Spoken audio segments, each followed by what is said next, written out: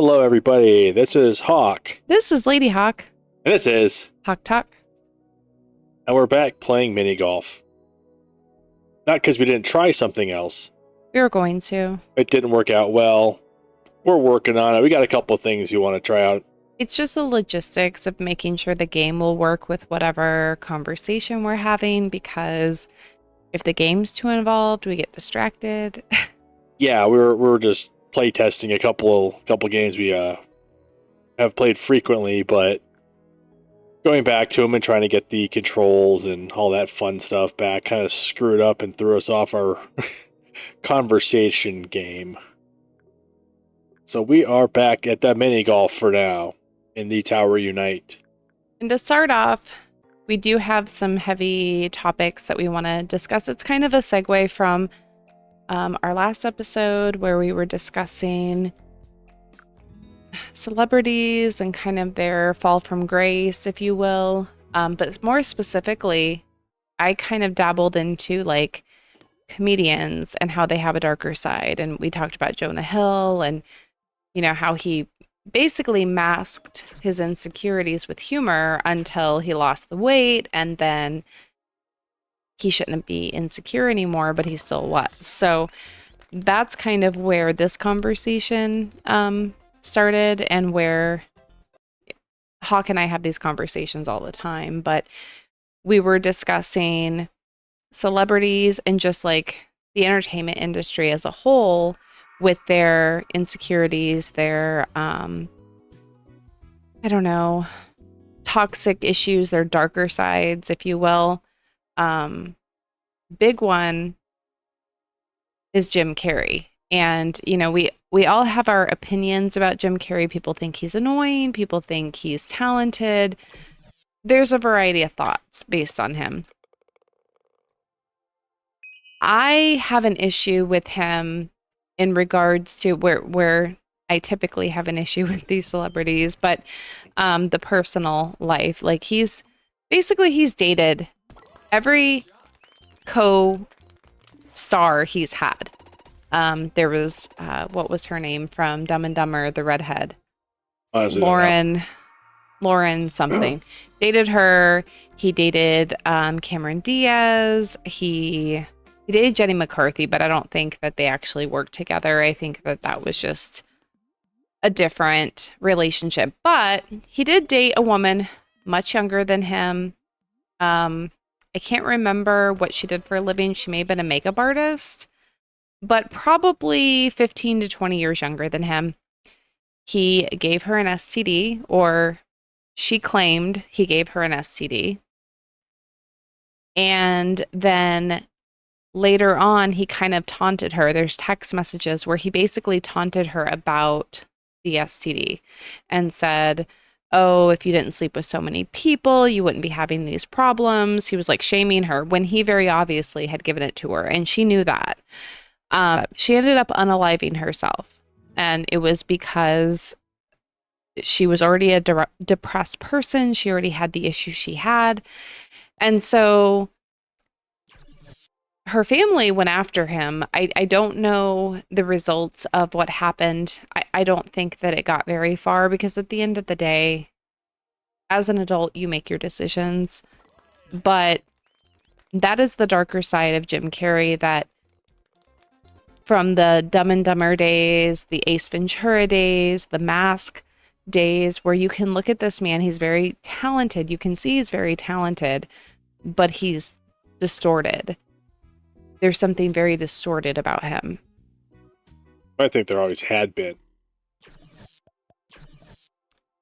Well, and you know, you look at the industry as a whole, and I think all comedians have some kind of underlying issue. I've heard over the years that a lot of comedians are like on the spectrum of autism. Yeah, I've heard that from Jerry Seinfeld's pretty famous for quoting that. They Like, don't if expanded understand. Yeah, well, go ahead. I said if they expanded the spectrum just like a little bit, then you'd find a bunch of comedians that fall on that category. Like they're pretty close. Yeah. And he believes that because he's like, there has to be something off about the way you think to do what we do. Well, and the it's not understanding the social cues. You could see all over Chris Rock's face the day that Will Smith got angry and went after him. He did not understand. He did not understand what the anger was about. And it's because those social cues are missing. That, you know, there's a gap there. Robert Downey Jr., he's another one. He's not a comedian per se. I guess you could call him a comedian now. He's funny. But another celebrity with a very troubled, dark side to him. He made it to the other side. But there are comedians that haven't. Robin Williams, as much as I am not somebody that enjoys giving attention to those who threaten suicide, who, you know, threaten to harm themselves. I feel like it's attention-seeking behavior. Robin Williams truly is such a tragic loss, and knowing that he harmed himself based on a medical diagnosis that he knew was going to be traumatic for himself and his family makes me so sad, because he was a true talent. He was a good person. But he had that darker side. I watched an interview. Oh, I think it's called the Brotherly Love Podcast with the Lawrence brothers. And Matthew Lawrence, who is now an actor, but he was in Mrs. Doubtfire with Robin Williams. And he was 14 at the time, and he just thought Robin Williams was the most amazing, talented guy he'd ever seen. He thought he was so funny. He was always on point, you know, when they would have their rehearsals and things like that. And he went to see him when they were not working. And Robin just had his hands on his head, and he had his head down, and he said, "I've been sober from drugs." It was the white drugs. I don't think we can say it on YouTube, but I've been sober from the white drugs for all these years, and it did something to me, and I've never been the same. Sorry. And so, you know, you see these darker sides to these people that bring us all this enjoyment, the humor. We need to check in on those people, because they're struggling. They make people laugh so that they can avoid their own torment. That's pretty much right. So I think that's kind of where I was going with, like, the Jonah Hills of this world.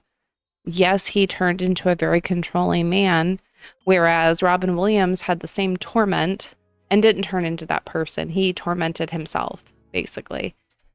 But then you look at the talents of Chris Farley, which I know you have your opinions. You don't think he was funny. Tommy Boy, I thought was like the funniest movie. I just enjoyed him. I also enjoyed people like John Candy, though. And I think Chris Farley was very similar to John Candy, kind of over the top. So I didn't mind John Candy, but that was just different. But, you know, very obviously, Chris Farley had his own demons. His demons killed him. And so you think about celebrities and comedians like that, and then we have a day like we just had where we find out that Matthew Perry is gone. And we don't know at this point what the story is. Basically, they've said that there were no drugs present when he passed away, or where he passed away. And hopefully he did not relapse, because that would be just tragic in itself. Oh. But one thing that I read about Matthew Perry in his book, his memoir that he put out, he talked about how he knew that he could not stay sober, that he struggled with staying sober. And so if in this life he could at least help other people who could not stay sober, then that was enough for him. And so even though he has passed away, and I do find it very sad, I've known about Matthew Perry for such a long time, not based on Friends. I saw him as the unplanned pregnancy and last minute marriage in Fool's Russian when he married Salma Hayek because she got pregnant in that movie. And that movie holds a special place for me because my ex-mother-in-law, who I'm still very close to, that was the movie that her and I would watch together. It was very special to her, and so it became very special to me. So the Chandler Bing lovers of this world, I understand that that's what you know him from, but I've thought about Matthew Perry and known who he was for a very long time, and he was always awkward and funny, and I just enjoyed him. And I really, truly hope that his legacy gets to be that he helped other people and not that his life was cut short because he couldn't recover from his addiction. Right. That's my hope. That's right. Yeah, that'll probably happen. I hope so. I feel like that's the redemption story that we all deserve, but he deserves it. You know, coming forward and being honest about his struggles, I think was very telling. He didn't have to do that. He could have got sober and just been quiet about it. Right. He wanted people to know that you can have redemption, that you can become better. So I am hopeful for that. Like I said, he died alone in his hot tub. They said there were no drugs present. He did have some strange behaviors going on prior and some strange Instagram posts, but I'm just going to keep my fingers crossed that this was just a tragic accident and that will be his legacy, not the addiction. Well, I think that's part of his legacy. I think he deserves better than that being the only thing. No, it's not the only thing. He's done a lot of things, but I think if you talk about it, you're going to have to bring up that there's addiction. Absolutely. Like you would do with anybody, anything. Well, anything that anybody who's either just fighting it or overcoming it. I mean, you got... Well, think about Johnny Cash. Johnny Cash. Johnny Cash had addiction issues. He recovered from it. It was because of a woman, which I would not suggest to anybody, but he figured it out. He died an old man. Yeah, I mean, there's a lot of success stories, but at the same time, a lot of them are going to tell you on the back end of, yeah, I got sober 20 years ago, but that 10 years I was messed up have really done, Tim Allen. Allen. You brought up Tim Allen earlier, and that's another... He wasn't doing well for himself. He was a misfit. He looked like an idiot. He got arrested. He figured it out. He became Santa Claus. He did time in prison, yeah. Yeah. I think it was for cocaine. I think he was distributing. Yeah, I think so. Yeah. But that's definitely it's something that is at the forefront in my mind. I do have a family that addiction has been prevalent in my family. I have an ex-husband who addiction is prevalent with him and his family. So that's definitely something that's very important to me. I will tell you, I am not a fan nor a cheerleader for the addicts of this world, which is a weakness of mine because at the end of the day, I know it's a disease. But because I've been let down by people that have used addiction as their reasoning, I struggle with that. And that is why I think it's so important to talk about. No, I totally agree. So that leads into the Bickerman of the week, which is definitely something that we can take as a learning opportunity, I would say. Do you agree? It depends on what the Bickerman of the week is. Did you not read our agenda today? I do, but it just says let's discuss it. So I never know what it is. Okay.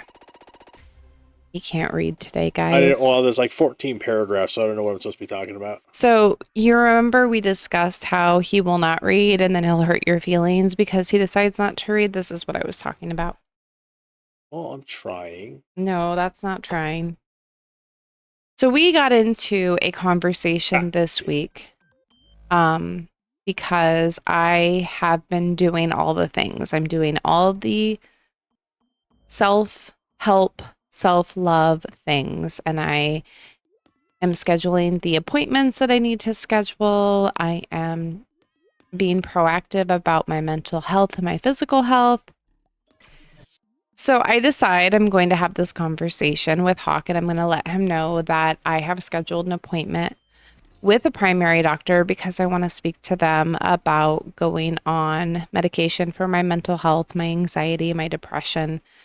We had a very tragic and traumatic thing happen over the summer that we're still dealing with. We're still working through, and I'm just not doing well with it. And so I sit him down and I'm like, so I got this appointment scheduled. I'm going to go to it. I'm going to talk to this doctor and I'm going to let them know that I think I need to go on medication. And I'm trying to explain what I'm feeling because regardless of the fact that he has dealt with issues with depression his entire life, basically, I have not.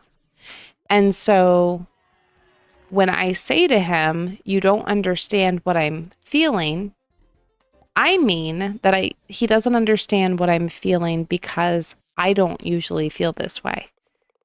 But what he heard is he's never felt the way I'm feeling.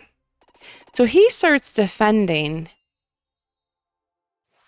that he understands how I'm feeling, that he's been through depression. And I'm getting mad because he's trying to fix me and I don't appreciate it. I was just trying to give you something of, oh, well, okay. Like, I do understand where you're coming from and being supportive. Because this is like the few times where I can look at you in the face and say, I understand what you're going through. And whereas that is very well meaning, and I understand what you mean by that, it felt very much like you were like, I know, I got it. You don't understand because you haven't been through it, but I understand, so just shut up. No, that's not what it was at all. No, but that's what it sounded like to me. Well, I know, and that's the headspace. I get that. Mm-hmm.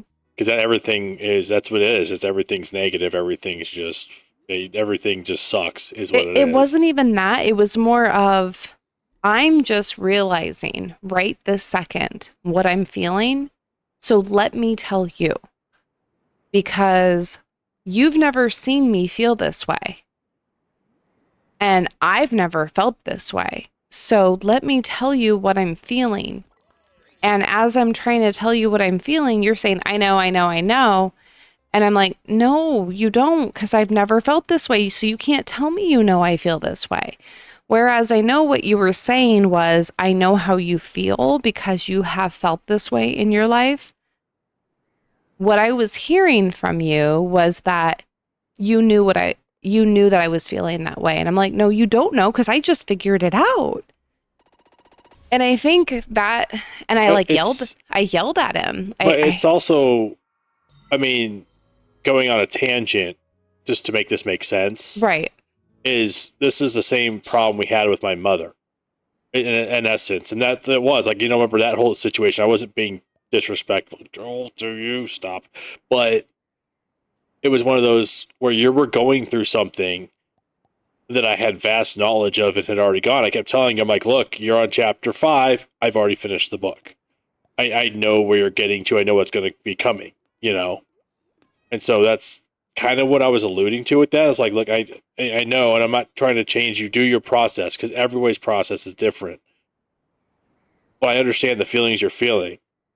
And, yeah, maybe your normal, like your status quo, like, mental health mindset would have just let something like that go. You're like, that was a good shot. Just having a bad day. I totally meant to do that. Yep, totally meant to. Like, you're like, oh, I'm just having a bad day, so everything, is just terrible. Those days where everybody's just kind of like, everything sucks. I hit it way too hard. But I know where you're also coming from in the conversation of, like, yeah, you're not listening to me. You're not hearing what I'm saying, but I was, because we've had those conversations.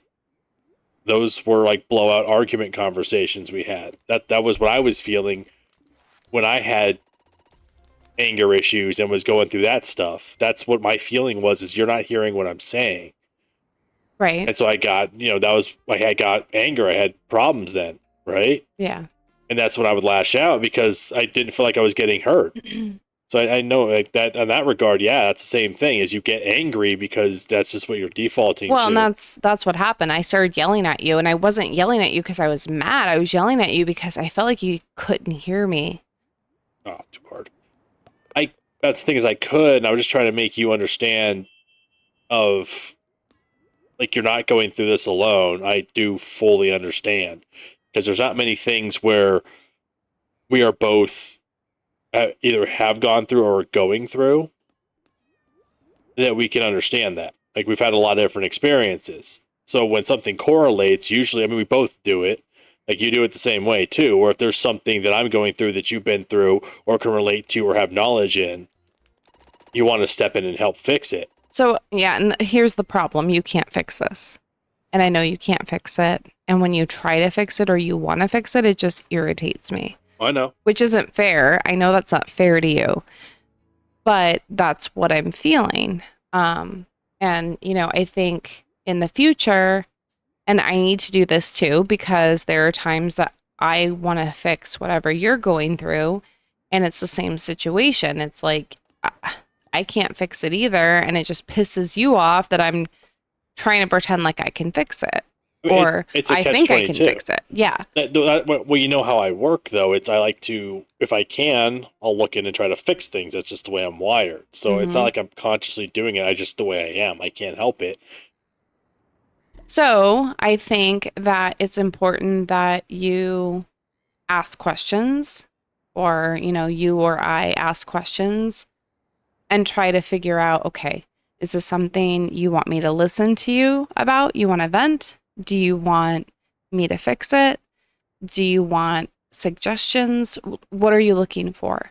And I think that that is a safe question to ask, so that we can be on the same page, and so that if all I'm doing is trying to get you to listen to me because I want to explain to you what my plans are, that's my focus. And so you interjecting with, I know, I understand, whatever, it totally derailed what I had in my head.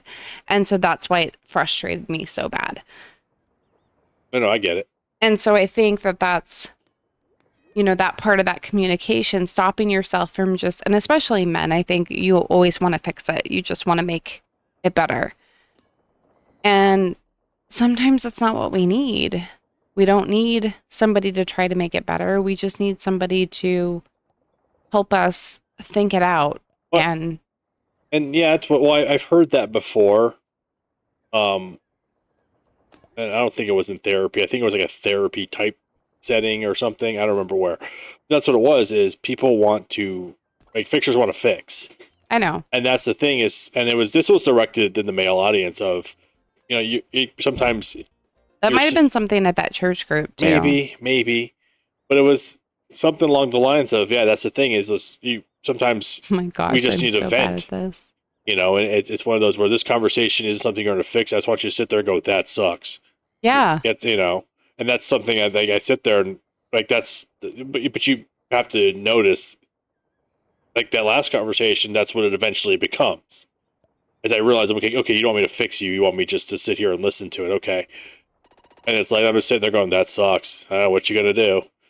Well, that's a good idea. Yeah, you should do that. That's kind of what it becomes after a while. If you don't want me to fix this, I'm just going to sit here and just cheer you on or whatever. Yeah, but I think I need to be more thoughtful or intentional about my words when I'm deciding to have a conversation with you about something like that. Like, I need to tell you, okay, look, I'm gonna express something to you. I want you to hear me out, and I'll let you know when I'm ready for you to give me input. But right now, I just want you to hear me. I think that we both need to do better at that. And then that way, neither one of us is trying to fix it. Well, and we do sometimes. I mean, there is that part of it where, we started, I just need you to listen. Mm-hmm. That's all I need you to do right now. You're like, all right. And, with the expectation's been set for the conversation. It's like, all right. And then at that point in time, say what you got to say, get it out there, and we'll go from there. Well, and there's other, so, and this is really, really, really, really raw. So I'm going to just put it out there. One of the situations that we went through over the summer, I very much struggled with. My mental health was very bad. And at one point I said, I just want to die. And it was something where it wasn't me saying I wanted to kill myself, because that's not what it was. But I wanted the pain to stop. I just wanted the pain to stop. And there have been moments where I've expressed that, and Hok has made me feel shamed about it. And that was not helpful. No. And I know that me making those comments is very scary. That's a very scary thing for me to say out loud. But when I spoke to my therapist about it, I explained to her exactly how I just said it, that I did not want to harm myself. I just wanted the pain to stop. And she understood it. She understood in that moment that I was not feeling like I wanted to harm myself. It was just that I was hurting. And I think that as my partner, you have to learn to not shame me for that, because I feel like you did. I don't feel like I was. I was just trying to make a point of, like, I take this seriously. Don't even, like, joke around with that. But I wasn't joking. I know. That's where I was like, look, if you have any problems, here's some numbers you need to be calling. That's where I was at. It was more of a concern than anything, because, Right. don't want to fluff something off, then you do something. And I was like, well, I could have stopped that, but I didn't. No, and I get that, and I appreciate that, and I don't want you fearful of that. I don't want you afraid of that, because it's not in my plan. It's not something I'm thinking about. It's not something I've considered. It's just that I was hurting really bad. I think I was still trying to get into therapy at the time. It was bad. Yeah. And there's this song by, her name's Elise Myers, and she says, I'm a mess, I'm depressed, I have been this way for years. I'm aware that that might scare you, but just imagine how I feel.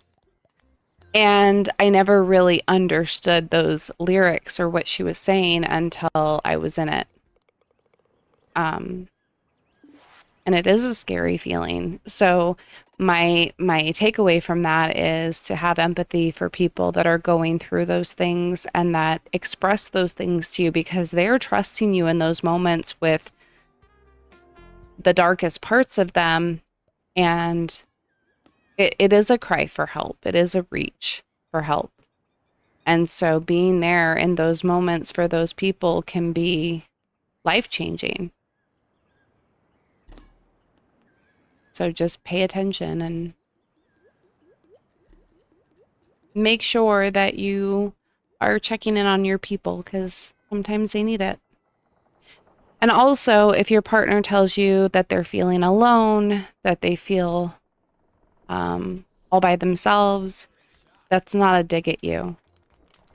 And it can very much feel like it, because I remember feeling, when Hok would tell me he felt alone, I remember feeling like that was a dig at me. But it's not. It's just something that you're going through and you feel like nobody else can understand.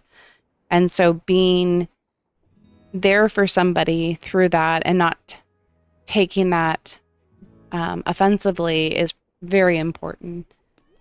Encouraging them to seek help and seek counseling, and maybe more than counseling at times. Sometimes medication is needed, and there's no shame in that. So whatever it takes to help somebody feel better, that's what you want to do. Oh, yeah, that's how it should be. Like 100% of the time. Yeah, because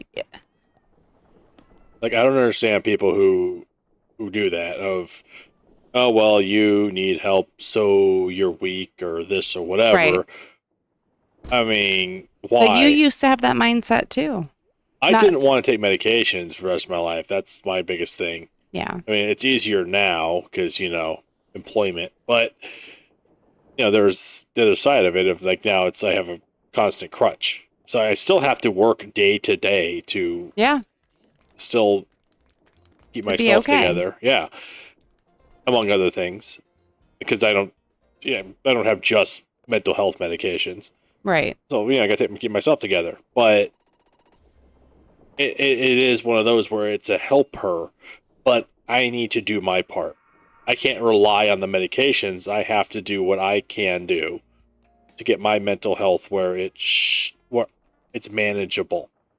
But I see, and I think that talking about these things out loud, whether they're heavy or not, I think it's very important, especially for other men to hear you talk about that and say that out loud and say that you are not ashamed of taking medication or doing what you need to do because there is a stigma. And the more we talk about it out loud, whether it's one person or 500 people that hear it and say, okay, it is okay. Other Right. men are going through this, other women, other moms. We're all going through this together. None of us are perfect, and all of us have issues. And Well, being yeah. okay with those issues is I mean, okay. statistically, everybody knows somebody who has a mental health issue, depression, anxiety, Well, and it used to just be, oh, they're everything. crazy, Yeah, there was no right? help. And so if you don't act quote unquote crazy, then there's no issue. But there are so many other things. Well, that's how I grew up. Depression was a thing, but it was, oh, just you grew up with you just stop being depressed, Just stop being sad. just stop being sad. Like it doesn't work that way. It makes the sad moments worse. Like so, when there's a down, and when there's an up, it's not like it's up. It's And that's one thing that's the most I think that's the reason I knew I was having problems with depression is I'm a pretty upbeat, cheerful person. I try to look at the bright side of most things. And I was no longer getting any satisfaction out of anything. Yep. Anything. And it was the strangest feeling I've ever felt in my life. And I'm like, there's something wrong. This is not me. And No. so I can't imagine what a person who has clinical depression goes through on a daily basis because the idea that I'm never going to feel that satisfaction again is enough to make me depressed. Well, it's that joke of canceling plans is the most Right. like that's what it is. Yeah. That's how I feel all the time. Is I don't want to go. Like even this weekend coming up, there's on the back of my head is like, is this really worth it? Right. Like, do I really want to do all this work? Especially after like now, it's like it's not. I mean, the race is the race now, but at the same point, anytime something big's coming up, I go through that shadow of doubt of, do I really want to keep doing this? Is something See, we're and gonna do? And it's just I started going through that recently. I shared about, the reunion, and I can't imagine that that's been your life. That makes me sad. But that's what I say. It's been my life, I so I know. And just and so now going through it just because I'm going through a situational depression, it just gives me perspective, I guess. I guess I would say. I mean, it's one of those where like if you don't, that's the problem and the argument I've always had with people who don't understand, or let me phrase don't understand. They don't want to understand Mhm. depression for one or any mental health things or for one reason or another. Right. Is it doesn't just stop. Like you don't have control over it. It just kind of comes when it wants to. It kind of goes when it wants to. Most of the time, it's kind of just lingering, and day to day, you're mostly fine. When you have downs, you kind of know. You're just like, yeah, it's just gonna be a bad day or a bad week. Yeah. Like you can start telling when things are going to progress, but for the most part, it's just routine. That's why routines are a big thing for me. Well, and that's what I'm trying to establish myself. That's why I'm going to go to the doctor. I'm going to do all these things because I need to get back to fake it till you make it attitude so that I can be okay. Because right now I haven't been okay. Oh, that's what you got to do, and like that's what my therapist told me. Like all of them had said that that's the same thing with depression. Pretty much is all right. Well, what were some good things that happened today? Yeah. Well, and I went and I got my brows done and my lashes done, which I haven't had done in 4 months. And so I'm kind of feeling like myself again, which is nice. Yeah. And one of the things that I took away from this whole situation with Matthew Perry, so one of the things he had said in his book, he said he'd been to like 6,000 AA meetings in his lifetime. He had been to 15 different rehabs, and like he's had countless relapses, and he's like, I can't tell you I'm never going to relapse again. I can't tell you I'm going to keep myself sober. He's like, but what I can tell you is I know how to get sober. And he goes, so if somebody comes to me and says, I need help, he goes, I'm going to drop everything to help them. I'm going to drop everything to put them in the direction where I know that they can get sober. It's up to them if they stay that way. But he's like, I am determined to get people to a point that they can get sober. So he had built these different halfway houses and treatment programs. And so that's one thing that I will say, that no matter what has happened, no matter what this turns out to be, whether he relapsed or not, which I pray he did not, I pray that that man stayed sober, and maybe this was just a heart attack. I don't know. That's what I'm hoping. But the fact that he made this world a little bit of a better place by trying to help other people, I think that that is the legacy that we focus on. And because of that, because we want to make sure we round this out in a positive way, I want to start like a new segment where we talk about something good. So when we have these more heavy topics, I want to round it out with a something good segment. So you ready for our something good? Hawk? Hold on. He got distracted. Well, yeah, I made the mistake. I zoomed in on the thing too much. I'm gonna scroll down real quick. Oh yeah. I remember this. Okay, so the something good segment, it kind of came full circle, and a lot of people have heard this story, but I don't know if they've heard the entire story, because it started in Arizona, and this grandma sent a text message to her grandson asking him if he was going to come and see her for Thanksgiving dinner. And she signed it, your grandma, because that's what old people do, right? They just have to make sure you're aware that this is their grandma. Yep. And so a young man received the text. He's 17 years old. His name is Hinton. And he said, well, you're not my grandma, but can I still get a plate though? And in old grandma fashion, she said, of course you can. That's what grandmas do. We feed people. So he did come. That was in 2016. He came for Thanksgiving. They have a beautiful picture. And he came every year after that.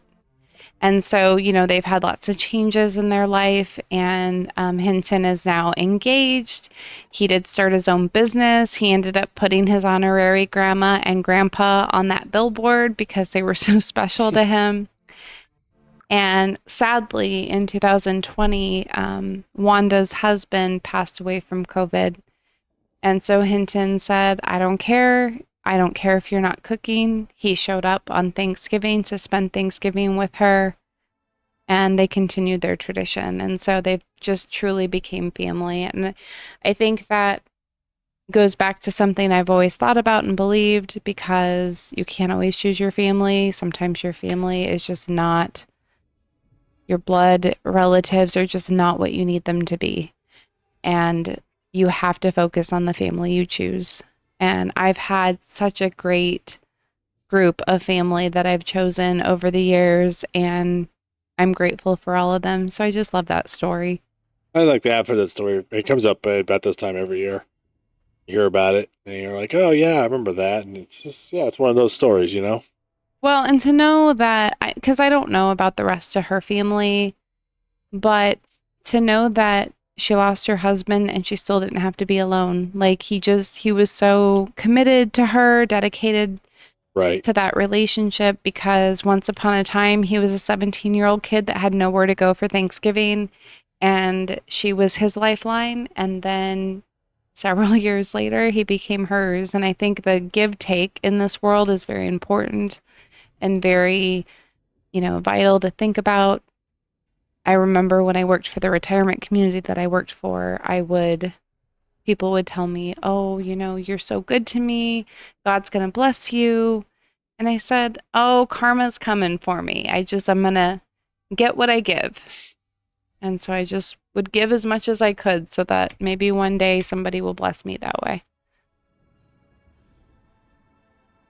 But thank you for joining us today. I know there was some heavy stuff, but there was some really happy stuff too, and a lot of learning lessons. So make sure you like, subscribe, and share, and join us next time. All right. Bye. Bye. Aw, Potato, why you gotta be so cute?